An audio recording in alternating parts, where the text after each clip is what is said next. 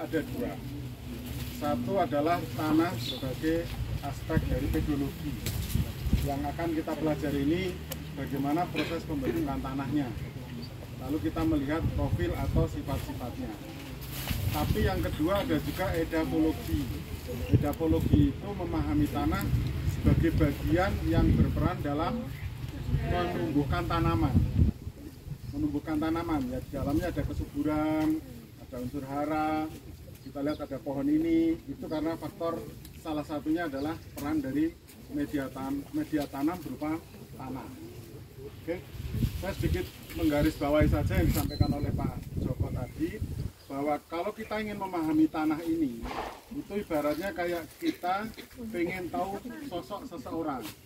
Kalau kita menginjak tanah ini sama seperti kita melihat orang-orang ini dilihat dari atas. Lihatnya hanya kepalanya saja, tidak tahu wajahnya.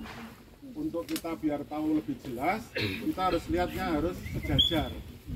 Maka kita lihat wajah satu persatu kelihatan. Ada yang pakai masker, ada yang tidak, ada yang capek dan sebagainya, itu kelihatan dari situ profilnya. Maka Anda kan kalau melihat kata-kata profil orang itu kan wajah.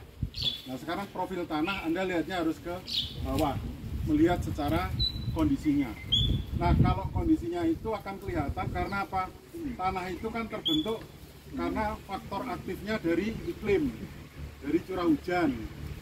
Sehingga kalau ada hujan, nanti akan terjadi proses ke bawah. Anda akan baca itu ada eluviasi gitu kan. Proses tertransport dari atas ke bawah karena faktor air, juga faktor suhu. Ya. Lalu terjadilah tanda-tanda atau bekas-bekas. Sama kayak kalau kita misalnya nih, makannya kok banyak, pas makan kan nggak lihat, tapi body bekasnya kan kelihatan, ya kan?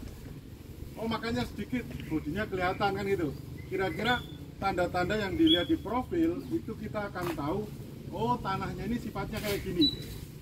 Nah sifatnya kayak gini tadi yang dijelaskan oleh Pak Joko tadi.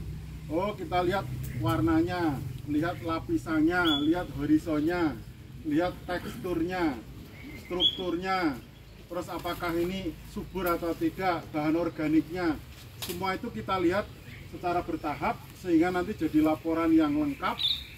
Maka harapannya tadi di akhir, ketika laporan ini Anda buat tentang profil tanah di sini, dimanapun laporan itu dibaca oleh orang lain, orang akan tahu, oh berarti tanah di daerah Wedomartani itu sifatnya seperti ini. Tergantung nanti mau digunakan untuk apa.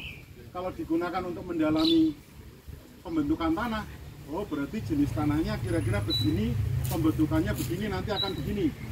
Tapi kalau pendalamannya adalah tujuannya untuk pemanfaatan media tanam, oh berarti kalau saya membuka pertanian di Wedomartani, saya membuka perkebunan, juga mungkin malah melebar ke arah peternakan, perikanan dan sebagainya, informasi tadi bisa menjadi info dasar untuk melengkapi usaha-usaha yang lain tadi. Jelas ya? Biar lebih singkat, maka kita akan dibagi nanti oleh para asisten. Anda akan mencermati ini, ya, mencermati agar Anda tahu sifat secara spesifik tanah-tanah yang ada di sini. Oke? Terima kasih. Assalamualaikum warahmatullahi wabarakatuh.